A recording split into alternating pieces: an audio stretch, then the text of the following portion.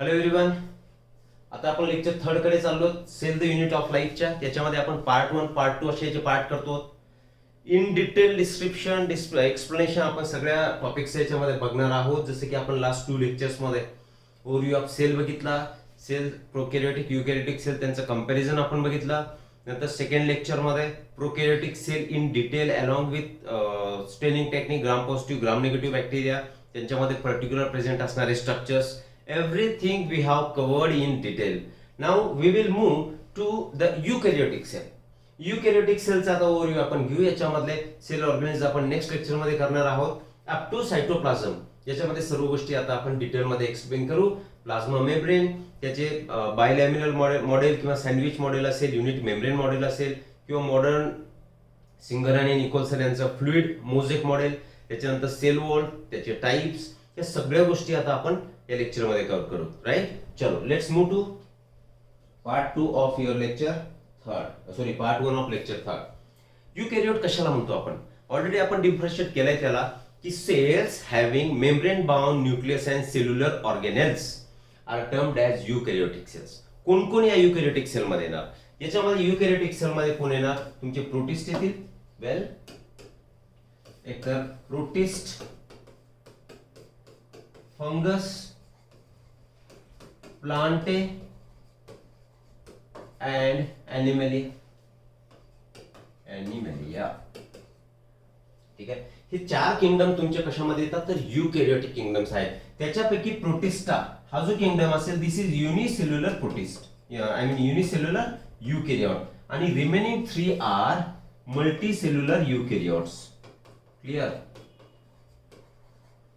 हे डिफरन्शिएशन आपण already mention केलेलं आहे, आपण त्याला डिस्कस सुद्धा केलेलं आहे. वेल, ठीक आहे.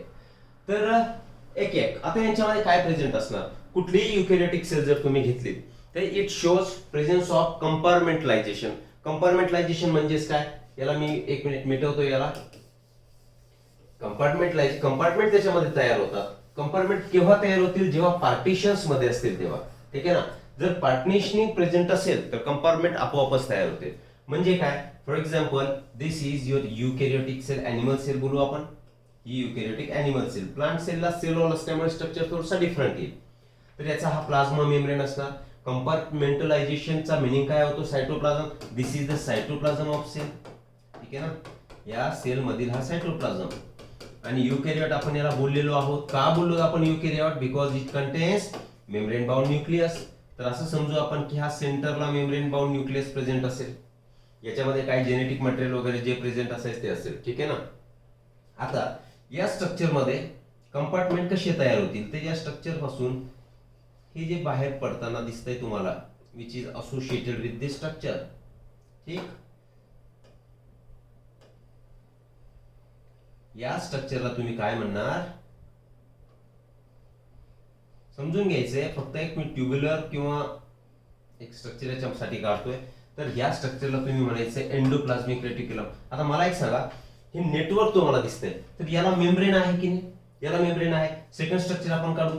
For example, mitochondria. मायटोकॉन्ड्रियाचे हे 2 लेअर तुम्हाला दिसत आहेत. ठीक, म्हणजे आता मायटोकॉन्ड्रियाला सुद्धा मेम्ब्रेन आहे. हा सायटोप्लाझम, न्यूक्लियसला सुद्धा मेम्ब्रेन आहे.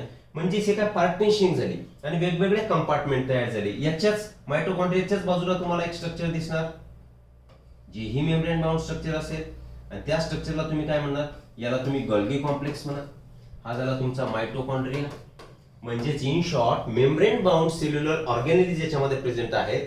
That is why this it forms compartments in the cell, in the cytoplasm. ठीक आहे. Well, unorganised nucleus with nuclear envelope. आता हे न्यूक्लियस आहे. हे न्यूक्लियस हे बायमेम्ब्रेन स्ट्रक्चर असतं. तर हे न्यूक्लियसला आपण असं दाखवू. हे आता मी ज्या ठिकाणी थिनिंग दाखवतोय, थोडासा पतला झालेला दाखवतोय, दिस आर न्यूक्लियर पोर्स. तर तुम्ही याला आपण डायग्राम बघणार आहोत, तरी सुद्धा एक इंट्रोडक्शन बघतोय आपण. तर this are nuclear pores. Nuclear pores present आहे आणि बायोमेम्ब्रेन स्ट्रक्चर असेल. Well, variety of complex locomotory and cytoskeletal structures are present in the form of micro and macrofibrils. Microfibrils याच्यामध्ये फायबरच्या स्वरूपात स्ट्रक्चर प्रेझेंट असेल आणि त्याच्यामुळे त्या सेलला एक पर्टिक्युलर त्याच्या मोटिलिटीमध्ये सुद्धा हेल्प होणार. आणि त्याचं स्केलेटन जसं आपल्या बॉडीमध्ये स्केलेटन इज प्रेझेंट आणि skeleton provides our body a shape. आपला स्केलेटन आपल्या बॉडीला काय देतो? शेप. सिमिलरली यांचा शेप मेंटेन ठेवण्यासाठी, ठीक आहे. आणि हे जे वेगवेगळे ऑर्गन्स आहेत त्याच्यामध्ये आतमध्ये, तर त्यांची पोझिशन मेंटेन ठेवण्यासाठी there is a presence of this cytoskeleton elements, बरोबर आहे ना. त्याच्यामध्ये ट्युब्युलिन प्रोटीन्स असतील, मायक्रोफॅब्रिक्स, मायक्रोट्युब्युल्स, हे वेगवेगळे प्रोटीन्स याच्यामध्ये प्रेझेंट असतील, which will form cytoskeleton. Locomotory structure, locomotory म्हणजेच काय, मुवमेंट करण्यासाठी. कारण सायटोप्लाझ्मिक स्ट्रीमिंग आपण ज्याला म्हणतो, स्ट्रीमिंग करणे काय, मागे पुढे होत राहणे. असं होणार नाही की सगळे ऑर्गन एकमेकापासून सोडून कुठे कोणी जाऊन बसणार. बट इंटरनली लोकोमोट जर व्हायचं असेल तर ते स्ट्रक्चर सुद्धा यांच्यामध्ये प्रेझेंट असतील, ठीक आहे. ओके, नेक्स्ट काय सांगताय, न्यूक्लियस आहे. न्यूक्लियस मध्ये आपण सांगितले there is a presence of genetic material. हा न्यूक्लियस मेम्ब्रेन बाउंड, आणि याच्यामध्ये आता सगळं जेनेटिक मटेरियल मी क्रोमॅटिन स्वरूपात न दाखवता युकॅरियोटिक क्रोमोझोमच्या स्वरूपात दाखवतो. तर हे जेनेटिक मटेरियल क्रोमोझोमच्या स्वरूपात, ठीक आहे. हे कशामध्ये प्रेझेंट असेल, it is contained in a nucleus. Well, plants and animal cells are different. Obviously plant आणि एनिमल सेल डिफरंट आहेत. कशा डिफरंट आहेत, तर प्लांट मध्ये काही ऑर्गॅनिल्स प्रेझेंट असतील जे की एनिमल मध्ये ऍब्सेंट आहेत, आणि एनिमल मध्ये प्रेझेंट असणार प्लांट मध्ये ऍब्सेंट असेल. तर प्लांट मध्ये काय प्रेझेंट आहे जे की तुमच्या एनिमल्स मध्ये ऍब्सेंट असणार, प्लांट्स इथे लिहू आपण, तर यांच्या सेल मध्ये there is a large central vacuole is present. Clear आहे. जवळपास 90% volume of the cell is occupied by this vacuole, right. नंतर काय दुसरा स्ट्रक्चर प्रेझेंट असणार प्लांट मध्ये जे एनिमल नाहीये, दीज आर प्लास्टिड्स, क्लोरोप्लास्ट म्हणतो आपण, किंवा तुमचे क्रोमोप्लास्ट असतील, किंवा तुमचे काय म्हणू आपण त्याला, एरिलोप्लास्ट, अमायलोप्लास्ट, आपण बघितले पहिल्या लेक्चर मध्ये. Carbohydrate storing, protein storing bodies, त्याला आपण हे प्लास्टिड्स म्हणतो, बरोबर की नाही. ते प्लास्टिड सुद्धा प्रेझेंट असतील. आणि more important, cell wall is present. कुणामध्ये स्ट्रक्चर प्रेझेंट आहेत, प्लांट मध्ये, जे की एनिमल सेल मध्ये absent. Animal cell, this three structures are absent in animal cell. म्हणून म्हणतो आपण काय, जरी दोन्ही सेल युकॅरियोटिक असल्या, प्लांट आणि एनिमल दोन्ही सेल युकॅरियोटिकच आहेत, परंतु त्यांच्यामध्ये हे असे डिफरन्सेस दिसतील in terms of presence of various cellular organelles, right. आता प्लांट्स मध्ये जे नाही आणि ते एनिमल मध्ये, तर एनिमल मध्ये काय प्रेझेंट असणार, centriole is present in animal cell. आणि सेंट्रिओलचा व्हेरी फर्स्ट लेक्चर मध्ये आपण बघितलंय, सेंट्रिओलचा रोल कशामध्ये असतो, सेल डिव्हिजन. म्हणजेच तो काय करणार, सेल डिव्हिजन मध्ये हेल्प करणारा सेंट्रिओल पार्ट हा एनिमल सेल मध्ये आहे. Centriole is absent in plant cell, ठीक आहे. So these are certain differences in between plant and animal cell. बघू आपण. Well, cell wall, plastid, large central vacuole which are absent in animal cell, हे तिन्ही आपण सांगितलं यांच्यामध्ये ऍब्सेंट असेल. नंतर एनिमल सेल्स ऑफ सेंट्रिओल लिहिलंय आपण, which are absent in almost all higher plants, may be exceptionally कोणामध्ये प्रेझेंट असू शकेल. क्लिअर. चलो आगे बढ़ते फिर. आता ही काय तुमची एनिमल सेल. प्लांट सेल मी इथे घेतलेलं नाही, कारण ऑलरेडी सांगितलं की प्लांट सेल मध्ये जे प्रेझेंट असेल, जे म्हणजेच काय तीन ऑर्गॅनिल्स होते, सेल वॉल, प्लास्टिड आणि तुमचा काय बोललो आपण, हेच सगळे कोणामध्ये ऍब्सेंट आहेत, एनिमल मध्ये ऍब्सेंट असणार, ठीक आहे. आणि सेंट्रिओल हे स्ट्रक्चर तुमच्या एनिमल सेल मध्ये प्रेझेंट आहे, पण प्लांट सेल मध्ये ऍब्सेंट असेल. त्याच्यामुळे दोन्ही डिफरन्शिएटिंग पॉईंट आपण बघू शकतो, ते ऑलरेडी बघितले, म्हणून फक्त आपण एनिमल सेलचं इथे डिस्कशन करू, ठीक. वेल, काय दिसते तुम्हाला बघा. आता ही 3 डायमेन्शनल डायग्राम तुम्हाला दिसते. हे वरचं जे कव्हरिंग तुम्हाला टोटल दिसतंय. वेल, चला एक एक बघू आपण. See here, this is well, हा जे कंप्लीट पार्ट तुम्हाला दिसतोय, this part is called as nucleus. या न्यूक्लियस मध्ये हे फ्लुइड मटेरियल असेल, त्याला म्हणणार तुम्ही न्यूक्लिओप्लाझम. आता याच्यामध्ये सेंटरला, ठीक आहे, न्यूक्लियर एन्व्हलप मध्ये जो असेल तो काय झाला, न्यूक्लिओलस. आता न्यूक्लिओलस ऑलरेडी सेल चॅप्टर मध्ये आपण सेल म्हटल्यापेक्षा काय म्हणू आपण, वेल, सेलच्या सुरुवातीलाच आपण मेन्शन केलेलं होतं की nucleolus is organ where active RNA synthesis take place. RNA synthesis जाऊ द्या, आपण पुढे जसे आलं तसं बघू, फक्त स्ट्रक्चर तुम्ही शॉर्टकट मध्ये लक्षात घ्या.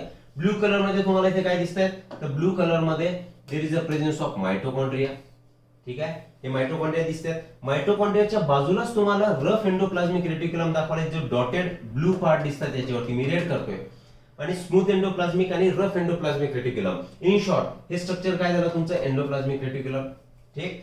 याच्या जवळ आता तुम्हाला अजून एक स्ट्रक्चर दिसेल, दिस वन, कुठे आहे, इकडे, गोल्गी कॉम्प्लेक्स. आता मायटोकॉन्ड्रिया आणि गोल्गी कॉम्प्लेक्स हे दोन एकमेकांच्या जवळ आहे, आणि एंडोप्लाझ्मिक रेटिक्युलम सुद्धा जवळ आहे. याचा मिनिंग काय झाला की ही यांची एकमेकावर इंटरडिपेंडंट फंक्शन असणार आहे. जे मटेरियल तुमच्या ईआर मध्ये तयार होत आहे ते मटेरियल अगोदर तुमच्या गोल्गी कॉम्प्लेक्स मध्ये ट्रान्सफर होणार आणि त्याच्यापासून प्रोसेसिंग झाल्यानंतर it will be send to another cellular organism. ठीक आहे. वेल, तर त्याच्यामुळे गोल्गी कॉम्प्लेक्स आणि ईआर हा एकमेकाच्या जवळ असतो. बघू आपण नंतर. नेक्स्ट काय, इथे तुम्हाला ग्रीन कलर मध्ये लायसोझोम दिसत आहेत, पॉरॉक्सिझोम दिसत आहेत. इथे लिहिलंय दिस इज लायसोझोम, दिस इज अ पॉरॉक्सिझोम. हे जे परपेंडिक्युलर दोन स्ट्रक्चर दिसत आहेत तुम्हाला, तर ते म्हणजे तुमचे सेंट्रिओल, आणि हे सेंट्रिओल प्लांटच्या सेलमध्ये ऍबसेंट असणार, बरोबर. आणि हे जे डॉटेड स्ट्रक्चर मी इथे डॉट डॉट करतोय, हे डॉट केलेलं जे स्ट्रक्चर मी काढतोय ज्याच्यामध्ये सेंट्रिओल प्रेझेंट आहे, दॅट स्ट्रक्चर इज सेंट्रोझोम. म्हणजेच इन शॉर्ट, आणि ह्या न्यूक्लियसला न्यूक्लियर एनव्हलप सुद्धा प्रेझेंट असतो, जो आपण सांगितलं की इट इज बायलेअर स्ट्रक्चर. क्लिअर. त्यालाच आपण कॅरिओथिका सुद्धा म्हणू शकतो. थिका मीन्स लेयर्स, राईट.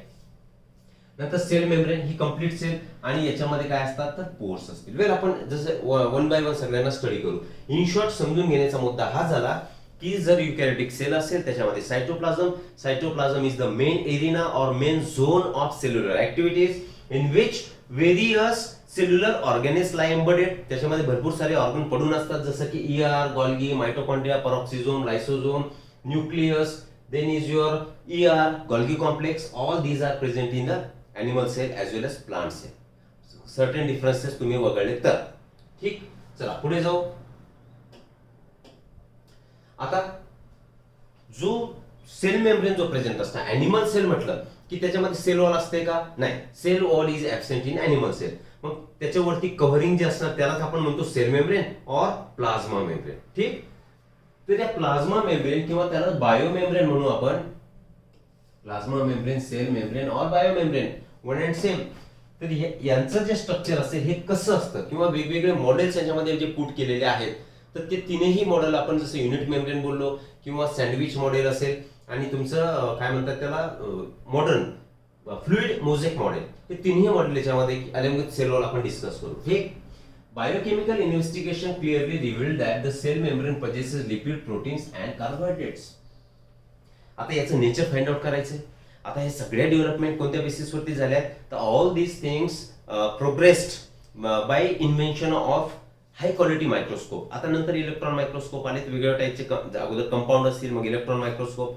कुठला तुम्हाला ऑर्गॅनिक किंवा ऑर्गन त्याच्यामध्ये ऑब्झर्व करायचा डिपेंड करेल की तुम्ही कशाचा वापर करणार. वेल, तर जेव्हा त्याचं पूर्ण इन्व्हेस्टिगेशन सेलचं झालं, तर त्याच्या आउटर बाउंड्रीला जेही स्ट्रक्चर दिसलं त्या स्ट्रक्चरला म्हटले बायो मेम्ब्रेन और cell membrane, which limits the boundary of that cell. ज्याच्या आतमध्ये विच एन्क्लोजेस सायटोप्लाझम और प्रोटोप्लाझम आपण ज्याला म्हणू. प्रोटोप्लाझम ह्या टर्म सुद्धा आपल्याला क्लिअर करायच्यात, नंतर बघूयात, राईट. मग ह्या बायो मेम्ब्रेन मध्ये जेव्हा स्टडी झाली तर काय काय आढळलं, तर देर is a presence of lipid, proteins and carbohydrate. तिन्ही स्ट्रक्चर याच्यामध्ये सापडले. कार्बोहायड्रेटच्या पर्टिक्युलरली असतील तर त्यांचं जे नेचर होतं तर ऑलिगोसॅकॅराइडच्या स्वरूपात सापडले, आणि ऑलिगोसॅकॅराइड सेल टू सेल इंटरॅक्शन मध्ये सेलला हेल्प करतील. सेकंड, लिपिड हा कसा सापडलाय, मेन लिपिड यांच्यामध्ये जो होता तर त्या लिपिडचं नेचर सापडलंय फॉस्फोलिपिड.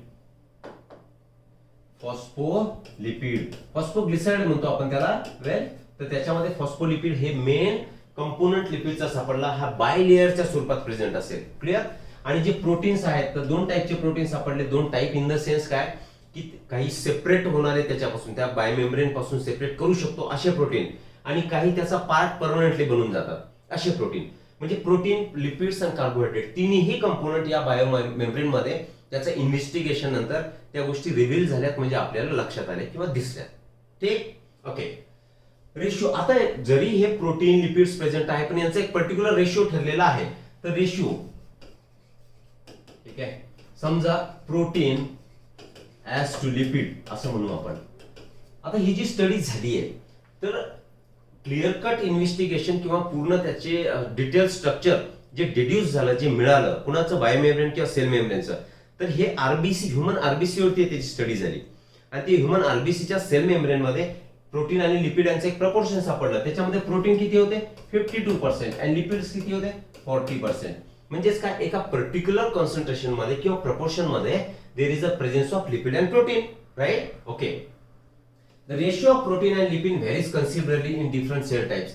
सेलच्या डिफरंट टाइप्स, जशी सेलचा टाइप डिफर करेल, तर हा जो रेशो आहे जो आपण आरबीसी बद्दल सांगितलाय इन आरबीसीज, तर आरबीसीज बद्दल जो बोलतो आपण तर हा रेशो येणार, protein 52%, lipid 40%. Clear? In human being, the membrane of erythrocyte is nothing but your RBCs, approximately 52% protein and 40% your lipids. हे क्लिअर झालं. ठीक. Average composition of cell membrane. Average composition जे मी 54-40 लिहिलंय ना ते, तर लिपिड्स किती 40 सांगितले आपण. मेनली कोणते लिपिड्स असणार तेही सांगितलं आपण. फॉस्फोलिपिड आहेत, कोलेस्ट्रॉल असेल, ग्लायकोलिपिड्स असतील. आता ग्लायकोलिपिड्स, ग्लायकोप्रोटीन्स हे दोन्हीही सेल मेम्ब्रेन वरती प्रेझेंट दिसतील. ठीक आहे ना. जे प्रोडक्ट तुमच्या कुठे तयार होतात, गोल्गी कॉम्प्लेक्स मध्ये, प्रोड्युस्ड इन गोल्गी कॉम्प्लेक्स. पुढे गोल्गी कॉम्प्लेक्स शिकते वेळी तुम्हाला हे येईलच, पण आता आलाय शब्द तर लक्षात ठेवा. कुठे प्रोड्यूस होतात ग्लायकोलिपिड आणि ग्लायकोप्रोटीन, तर हे गोल्गी कॉम्प्लेक्स मध्ये ग्लायकोसिलेशन आणि ग्लायकोसिलेशन या दोन प्रोसेसनी ग्लायकोलिपिड आणि ग्लायकोप्रोटीन हे तयार होतात. वेल, नंतर आपण सांगितलं फॉस्फोलिपिड, फॉस्फोग्लिसराइड फॉस्फोलिपिडच्या स्वरूपात प्रेझेंट असेल. कोलेस्ट्रॉल, आता हा जो कोलेस्ट्रॉल आहे तर particularly this is present in eukaryotic cell. ठीक आहे. यूकॅरियोटिक सेलच्या मेम्ब्रेन मध्ये आपण ऑलरेडी सांगितलंय सी हियर की प्लाझ्मा मेम्ब्रेन किंवा बायो मेम्ब्रेन किंवा cell membrane it is similar structurally in prokaryote as well as eukaryote. दोघांमध्ये हे स्ट्रक्चर सिमिलर असणार, परंतु cell membrane of eukaryote have cholesterol. ठीक आहे. आणि तेच जर तुम्ही प्रोकॅरियोट म्हटले तर प्रोकॅरियोटच्या केसमध्ये प्रोकॅरियोट्स किंवा प्रोकॅरियोट सेल लिहू आपण. चला, तर यांच्यामध्ये instead of cholesterol hopanoids, this sterol compound, that sterol compound is present which gives strength to the prokaryotic cell. या कोलेस्ट्रॉलचं काम काय असतं सेल मेम्ब्रेन मध्ये? It provides rigidity, toughness to the eukaryotic cell. आणि ते कोणामध्ये ऍब्सेंट आहे? प्रोकॅरियोटिक सेल मध्ये. त्याच्या ऐवजी पेंटास्टिरॉल रिंग, पेंटास्टिरॉल हे स्ट्रक्चर होपेनॉइड या नावाने याच्यामध्ये प्रेझेंट असेल. क्लिअर? चलो आगे बढ़ते हैं. कार्बोहायड्रेटचा पर्सेंट एकदम कमी असणार 1 to 2%, आणि तेही कुठल्या स्वरूपात असणार? ऑलिगोसॅकराइड्स. आणि ऑलिगोसॅकराइड्सचा वापर यांच्यामध्ये सेल टू सेल इंटरॅक्शन मध्ये होणार, कम्युनिकेशन मध्ये. जसे की स्पर्म आणि एग यांच्यामध्ये जी इंटरॅक्शन होती, रिकग्निशन, ते त्याच्यामध्ये होणार. किंवा वेल काय सांगू शकतो आपण, अँटीजेनच्या रिकग्निशन मध्ये सुद्धा या ऑलिगोसॅकराइड म्हणजे त्या सेल मेम्ब्रेन वरती प्रेझेंट असणारा कार्बोहायड्रेट आहे त्याचा वापर होणार. क्लिअर? ठीक आहे. It is universal structure and structurally cell membranes of prokaryote is similar to eukaryotes. काय ऑलरेडी सांगितलं आपण की प्रोकॅरियोट आणि यूकॅरियोट यांच्यामध्ये जे मेम्ब्रेन प्रेझेंट असतात these are structurally similar. Clear? Okay. Structure of bio membrane. आता या सेल मेम्ब्रेनचं स्ट्रक्चर कुठलं आहे, कुठले वेगवेगळे मॉडेल्स यांच्यामध्ये प्रेझेंट असतील. कुठले मॉडेल असतील? सियर पहिलं मॉडेल आपण बोलू सँडविच ऑर ट्राय लॅमेलर. नावामध्येच आहे ट्राय मीन्स 3, लॅमेला म्हणजे layers, by Davson and Danielli. 1935 मध्ये this sandwich model or tri lamellar model was given by Davson and Danielli. Clear? हे मॉडेल काय सांगताय? इथे आपला हे इमेज मध्ये तुम्ही बघू शकता. वरचा जो लेअर आपण इथे दाखवलाय तो वरचा लेअर कुठला आहे? हा दिस लेअर. हा लेअर असेल प्रोटीनचा. सँडविच समजतं ना, 2 ब्रेडचे पीस घ्या आणि मध्ये टोमॅटो, काजू, काकडी वगैरे कुकुंबर टाकायचं असेल ते टाका, दॅट बिकम्स युअर सँडविच. म्हणजे असं स्ट्रक्चर जे 2 स्ट्रक्चरनी मध्ये काय झालंय, ट्रॅप झालंय, त्या स्ट्रक्चरला आपण सँडविच म्हणतो. तर हे स्ट्रक्चर कशाने ट्रॅप झालंय? तर हे प्रोटीनचे 2 लेअर आहेत. दिस वन, याला आपण इथे लिहू protein. This is protein layer and this is another protein layer. या 2 प्रोटीनच्या लेअर मध्ये तुम्हाला जे दिसतंय this is plasma membrane. This is amphipathic structure, polar head and non polar tail. हे हेड जे दिसतात तुम्हाला आउटर डायरेक्शननी, हा प्लाझ्मा मेम्ब्रेन झालाय तुमचा मेन, जसं की फ्लुइड मोजेक मॉडेल मध्ये आपल्याला डिटेल बघायचं आहे. तर अकॉर्डिंग टू डेव्हसन अँड डॅनिली त्यांनी काय सांगितलं की देर is a presence of 3 layer. वरती सुद्धा प्रोटीन, खाली सुद्धा, खालचा लेअर सुद्धा प्रोटीन, आणि याच्यामध्ये हा काय असेल तुमचा लिपिड बायलेयर. काय म्हणणार तुम्ही याला? Lipid bilayer. आता या लिपिड बायलेयरची थिकनेस किती असते? तर इट इज 35 एंगस्ट्रॉम. आणि जो प्रोटीन असेल तर this is 20 angstrom and this is again 20 angstrom. माहिती तुम्हाला unit 1 nanometer is equal to 20 angstrom. हे प्रपोर्शन आहे. तर इन ऑल जर आपण केलं तर अप्रॉक्सिमेटली 75 एंगस्ट्रॉम याची काय बनणार? तर थिकनेस कशाची, ट्रायलॅमेलर मॉडेल, ज्याच्यामध्ये 2 protein layer it sandwiches this lipid bilayer. Clear आहे. तर हे मॉडेल याच्यामध्ये आपण सांगितलंय, हे हेड दिसतंय तुम्हाला, तर हेड इज युअर हायड्रोफिलिक और पोलर हेड, अँड याच्यामध्ये जी टेल दिसते दिस वन, तर ही कशी असणार, हायड्रोफोबिक. हायड्रोफोबिक म्हणून आपण याला म्हणतो एम्फीपॅथिक. एम्फी म्हणजे बोथ हेड, पॅथिक काय, बोथ फिलिज इट शोज, म्हणजे hydrophilic age well age hydrophobic. याचा हा कसा झाला, हायड्रोफिलिक स्ट्रक्चर. हे कसं झालंय, हे हायड्रोफिलिक स्ट्रक्चर झालं head, and tail is hydrophobic. म्हणजे टेल कशी झाली आहे, नॉन पोलर झाली आहे, म्हणून आपण या स्ट्रक्चरला म्हणलो amphipathic structure. Clear this. Hydrophobic tail, see here, hydrophobic tail of phospholipid are attached to each other by van der Waals forces. हे जे हायड्रोफिलिक टेल एकमेकाला अटॅच इथे झालेल्या दिसतील, तर त्याच्यामध्ये फोर्स कोणता असतो, केमिस्ट्री पार्ट आहे वॅन डर वाल फोर्सेस. आणि hydrophilic head of the phospholipid bind with protein layer by hydrogen और आयनिक बॉन्ड्स. आता हे काय झालं तुमचं हायड्रोफिलिक हेड, तर वरती प्रोटीन लेअर आहे, तर याच्याशी हा इथे अटॅच झालाय. तर अटॅच कोणत्या बॉन्डने झालाय, एक तर हायड्रोजन किंवा आयोनिक बॉन्ड. ठीक. तर हे मॉडेल कुठलं झालं तुमचं, सँडविच मॉडेल. म्हणजे त्याच्यामध्ये आउटर साइडला 2 प्रोटीन लेअर आणि मध्ये फॉस्फोलिपिडचा बायलेअर. बाकीच्या गोष्टी आपण याच्यामध्ये बघितल्या आहेत. ठीक. सेकंड मॉडेल आपल्याला काय सांगते, see here, unit membrane model. ठीक. युनिट मेम्ब्रेन मॉडेल हे कोणी दिलंय, रॉबर्टसन इन 1959. एक थोडे 10-15 वर्षानंतर रॉबर्टसन आले, त्यांनी युनिट मेम्ब्रेन मॉडेल दिलं. त्यांनी काय सांगितलं याच्यामध्ये, की cellular and organellar membranes are structurally and functionally similar. म्हणजे काय, ही एक सेल, आणि या सेल मधला समजा एक काढतो मी, हा मायटोकॉन्ड्रिया काढेल. म्हणजे मायटोकॉन्ड्रिया इथे लिहू आपण, चला मायटोकॉन्ड्रिया. आता मायटोकॉन्ड्रियाला काय म्हणणार आपण, दिस इज सेल ऑर्गेनेली और सेल्युलर ऑर्गेनेल. ठीक आहे ना. मग याला सुद्धा मेम्ब्रेन आहे, आणि ही सेल, तर हा झाला सेलचा मेम्ब्रेन. तर यांच्या रॉबर्टसनच्या म्हणण्यानुसार काय होतं, की सेल मेम्ब्रेनचं स्ट्रक्चर आणि फंक्शन हे कुणासारखं, सेल्युलर ऑर्गेनेलच्या मेम्ब्रेनच्या स्ट्रक्चर सारखंच, आणि त्याचं फंक्शनही सेमच असणार. हे या मॉडेलचं म्हणणं होतं. पण later it was proved wrong. आता दोन्ही थिअरी ह्या फेल झाल्या. का, कारण both the above models rejected, हे रिजेक्ट झालेत because they fail to explain the selective permeability of plasmalemma. हे जे सेल मेम्ब्रेन म्हणताय तुम्ही, याला सरळ म्हणू शकता plasmalemma. Lemma means lamination. Lamination म्हणजे लेअर, त्याच्यावरती लेअर असणे. तर ह्या जो प्लाझ्मोलेमा प्रेझेंट असेल, हे दोन्ही मॉडेल का फेल झाले, कारण त्यांनी सिलेक्टिव्ह परमेबिलिटी जी सेल मेम्ब्रेनची असते ती ते प्रूव्ह करू शकले नाही किंवा एक्सप्लेन करू शकले नाही. Sorry, that is Y both the models were rejected. Dawson's and Danieli model in 1935, sandwich model, and another unit membrane model given by Robertson in 1959. Both were rejected. Why? Because they failed to explain the selective permeability of plasmolema or plasma membrane. Clear this? मग later on studies झाल्यात, आणि finally singer and Nicolson यांनी एक fluid mosaic model त्याच्यामध्ये दिलंय. हे model आता आपण बघू. Fluid mosaic model by Singer and Nicolson in 1972. बघा, 35, 59, 72, जवळपास 12-15 वर्षांच्या गॅपनी हे तिन्ही मॉडेल आले. अगोदर सँडविच मॉडेल, नंतर unit membrane model by Robertson, and Singer and Nicolson यांनी दिलेलं मॉडेल म्हणजेच तुमचं फ्लुइड मोझेक मॉडेल. इथे तुम्हाला ही जी इमेज दिसते, इट इज सेल मेम्ब्रेन म्हणजे प्लाझ्मा मेम्ब्रेन. आता या मॉडेलनुसार सुद्धा काय बघा इथे, it also says that this lipid bilayer constitutes your plasma membrane.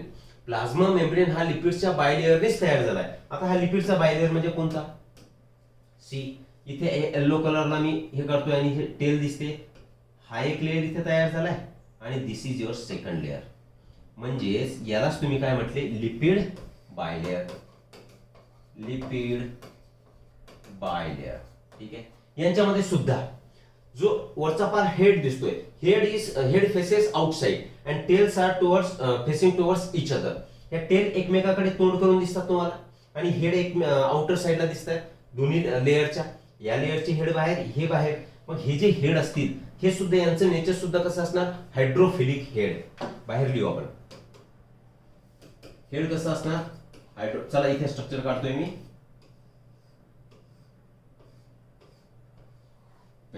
हे जे तुम्हाला कम्प्लीट स्ट्रक्चर दिसत आहे तेच इथे मी काढलंय. तर हे काय झालं, हायड्रोफिलिक हेड.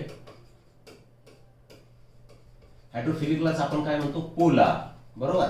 आणि ही टेल जी असेल तर ही कशी आहे, हायड्रोफोबिक.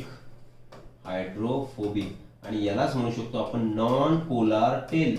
आता ही जी अरेंजमेंट केलेली आहे तर या अरेंजमेंटचा काहीतरी उद्देश असेल की ही तुमची हायड्रोफोबिक टेल जी असेल, नॉन पोलार टेल, त्याला ॲक्वस एन्व्हायरमेंट पासून प्रोटेक्ट करणे, म्हणजे वॉटरी एन्व्हायरमेंट पासून प्रोटेक्शन करण्यासाठी tail region, hydrophobic region, it is facing towards inside, बरोबर आहे. आतल्या बाजूला तो एकमेकाला फेस करतोय.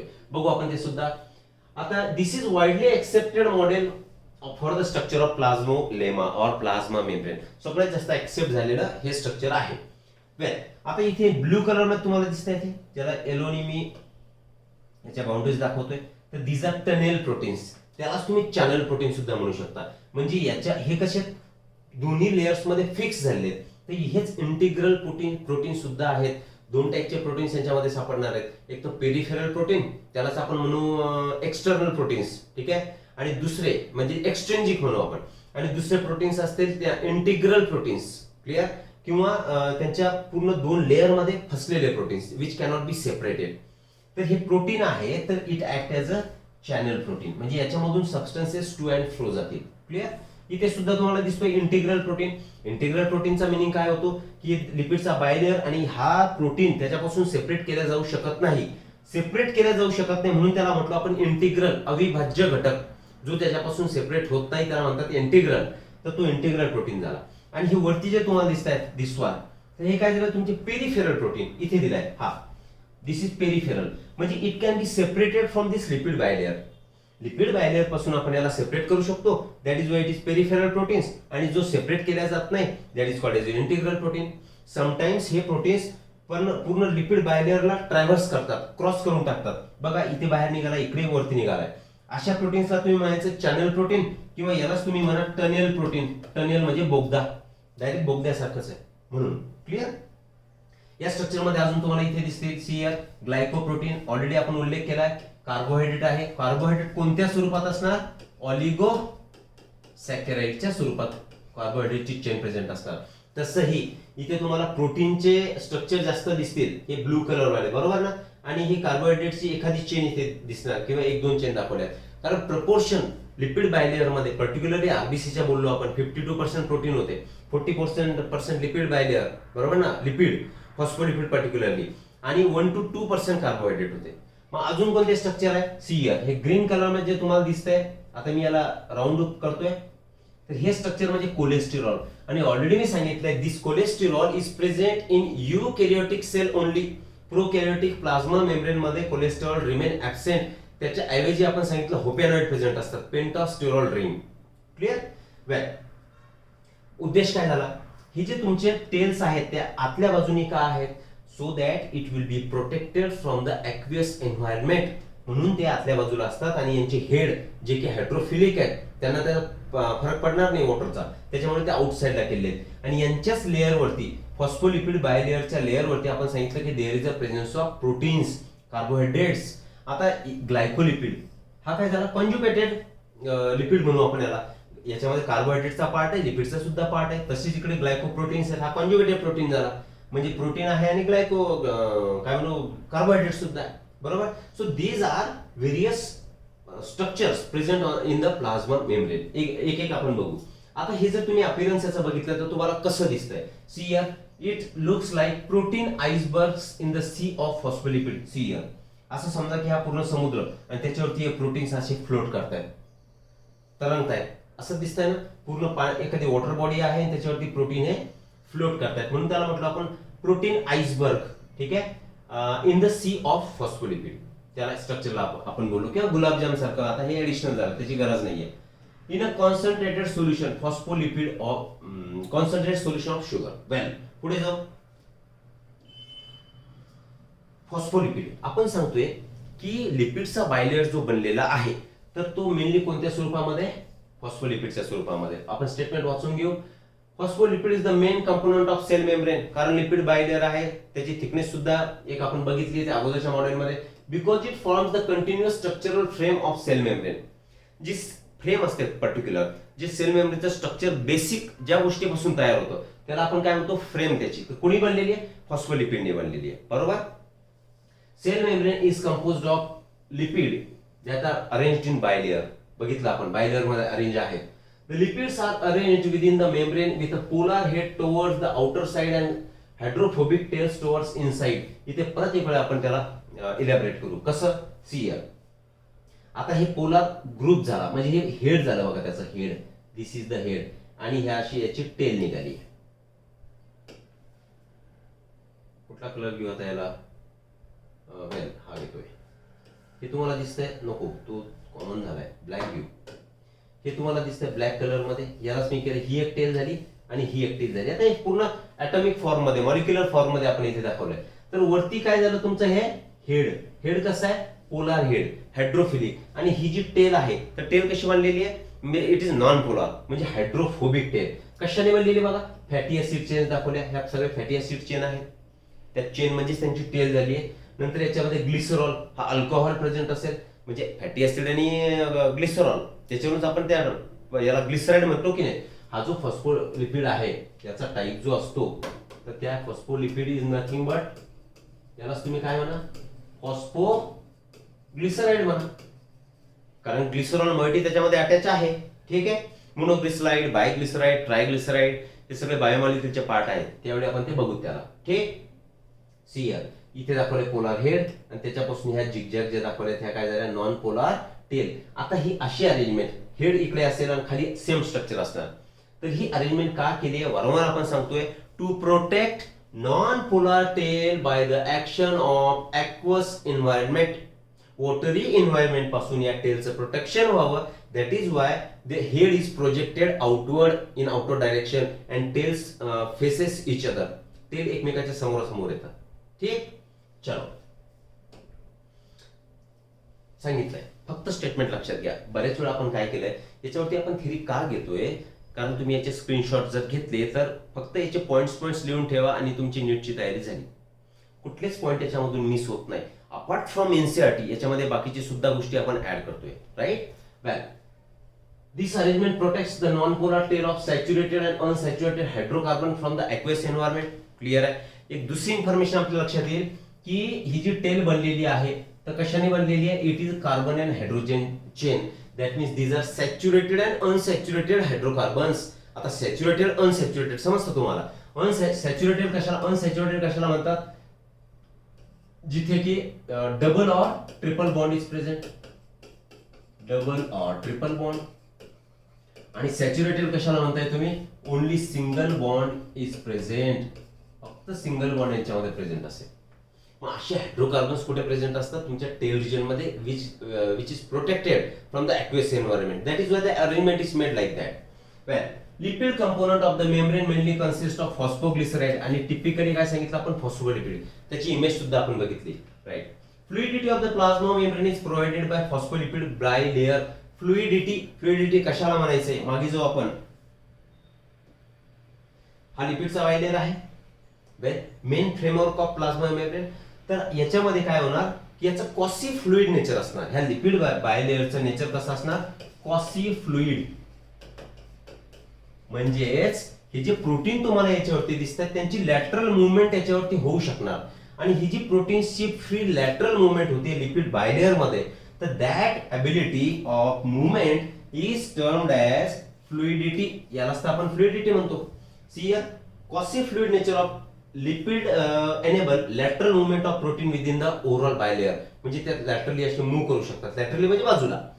दिस ability to move within the membrane is termed as fluidity. ती जी एबिलिटी आहे प्रोटीन्सची की त्या लिपिडच्या बायलेअर मध्ये ते लॅटरली मूव्ह करू शकतात, त्या एबिलिटीला आपण म्हणतो फ्लुइडिटी. ठीक आहे, चलो आगे बढ़ते हैं. फिर fluid nature of the membrane. आता हे जे लिपिडचा बायलेअर आहे त्याचं नेचर काय सांगितलं आपण, क्वासी फ्लुइड. आता हे फ्लुइड नेचर आहे तर त्याचा दुसऱ्या कुठल्या गोष्टींसाठी वापर होतो का, किंवा त्याची युटिलिटी दुसरी आहे का, किंवा त्याचे फंक्शन डिफरंट असतील का. येस, त्याचे फंक्शन ही डिफरंट आहेत. काय फंक्शन्स आहेत, तर सेल ग्रोथ मध्ये त्याचं फ्लुइड नेचर, लिपिड लेअरचं जे नेचर असेल फ्लुइड नेचर, तर सेल ग्रो करण्यामध्ये हेल्प करणार. इमॅजिन करा, समजा सेल मेम्ब्रेन हा एकदम रिजिड असला तर तो ग्रो करेल का? तो ग्रो करणार नाही. मग फ्लुइड नेचर असेल, आतमध्ये सायटोप्लाझम वाढलाय, तर तो ग्रो करण्याला सुद्धा चान्स आहे. म्हणून म्हणतो की सेल ग्रोथ मध्ये fluid nature of the membrane is responsible. Formation of intercellular junction, दोन सेल्सच्या मध्ये जे जंक्शनल पार्ट असतो तो ऑब्व्हियसली हा कुणामुळे? प्लाझ्मा मेम्ब्रेनमुळे, त्याच्यातल्या लिपिड बायलेअरमुळे शक्य होणार. दोन सेल मधलं जंक्शन तयार करणे.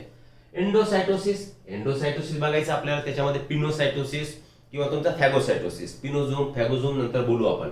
मग एंडोसायटोसिस हे फंक्शन झालं.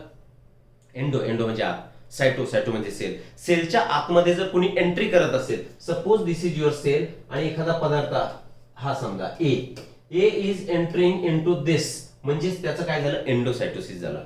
हा A substance entered into the cell, that is called as endocytosis. मग लिक्विड असेल तर त्याला पिनोसायटोसिस म्हणा, आणि जर सॉलिड असेल त्याला फॅगोसायटोसिस म्हणा.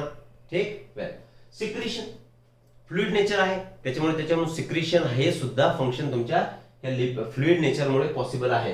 And cell division, obviously cell divide होते वेळी जर ती रिजिड असेल, टफ असेल, तर डिवाइड होणं थोडंसं अवघड होईल. मग फ्लुइड नेचर त्याला हेल्प करतं. कशामध्ये? सेल डिव्हिजन मध्ये. पुन्हा एक वेळा त्याचे फंक्शन्स बघून घ्या. Fluid nature of the membrane is responsible for growth. Second is intercellular junction. Third is endocytosis, then secretion, and finally cell division.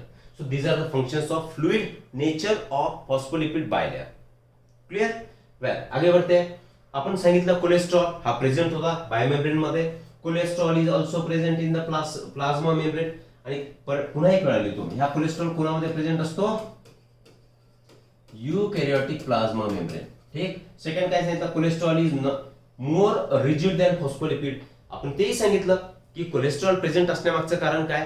त्या लिपिड बायलेअरला स्ट्रेंथ देणे, प्लाझ्मा मेम्ब्रेनला रिजिडिटी देणे. That rigidity is because of this cholesterol. Well, it helps in stability of membrane structure. आता तू जर rigid असेल, मजबूत structure असेल, तर stable राहणार मेम्ब्रेन. कसं राहणार? स्टेबल राहणार. Well, cholesterol is absent in the membrane of prokaryotes. झालंय. त्याच्या ऐवजी आपण सांगितलं काय प्रेझेंट असतो? होपॅनॉइड्स. आणि दिस इज पेंटासायक्लिक स्टिरॉल.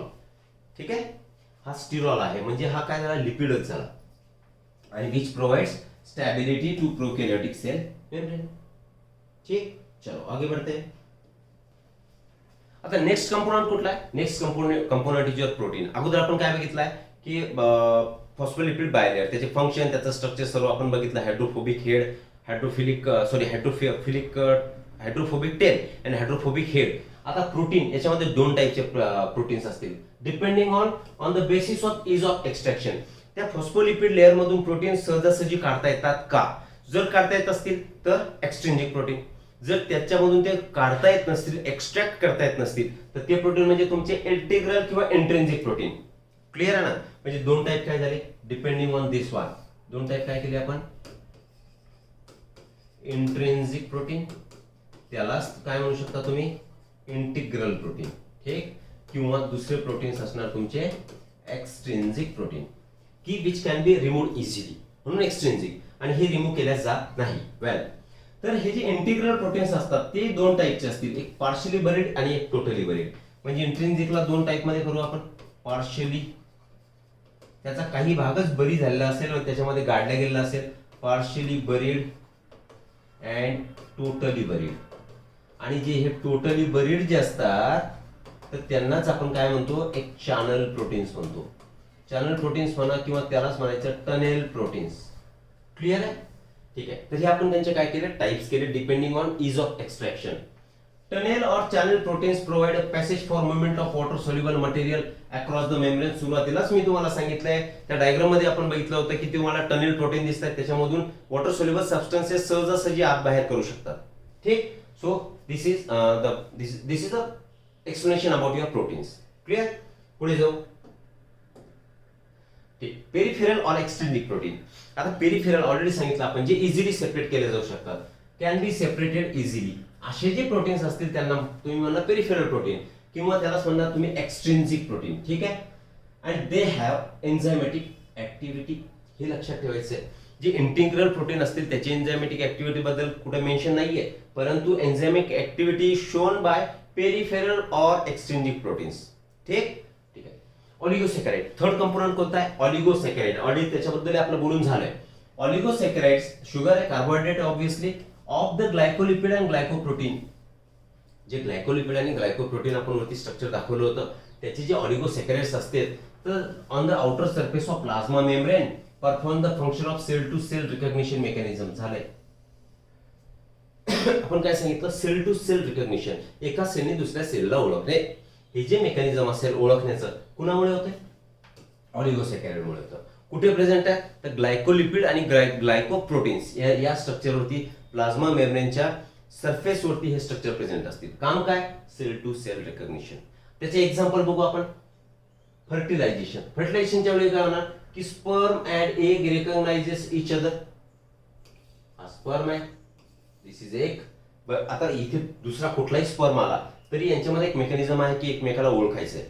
जर त्यांच्या ह्या सरफेस मेम्ब्रेनवरती पर्टिक्युलर स्ट्रक्चर प्रेझेंट असेल तर ते एकमेकाला ओळखतील आणि त्यांच्यामध्ये फर्टिलायझेशन होईल. हे एक एक्झाम्पल झालं की कुणामुळे, ऑलिगोसॅकराइड्स ऑफ ग्लायकोलिपिड अँड ग्लायकोप्रोटीन, त्यांच्या ऑलिगोसॅकराइडमुळे ते शक्य झालं. राईट. सेकंड एक्झाम्पल काय, ब्लड अँटीजेन्स. ब्लड मध्ये जे अँटीजन अँटीबॉडी रिएक्शन्स होतात त्या सुद्धा स्पेसिफिक असतात. पर्टिक्युलर अँटीजनला पर्टिक्युलर अँटीबॉडीज ही फिक्स होणार. That also depends on this presence of this oligosaccharide in the plasma membrane. ठीक आहे. चला पुढे जाऊ आपण. Transport through plasma membrane. या प्लाझ्मा मेम्ब्रेन मधून हा ट्रान्सपोर्ट कसा होतो, क्लिअर. मला वाटतं आता हे transport in plasma membrane we will see in next class. Right. In the part second of lecture 3 we will discuss about plasma membrane and the parts त्याच्यानंतरचे जे काय पार्ट्स असतील त्याच्यामध्ये आपण कव्हर करू. Thank you very much.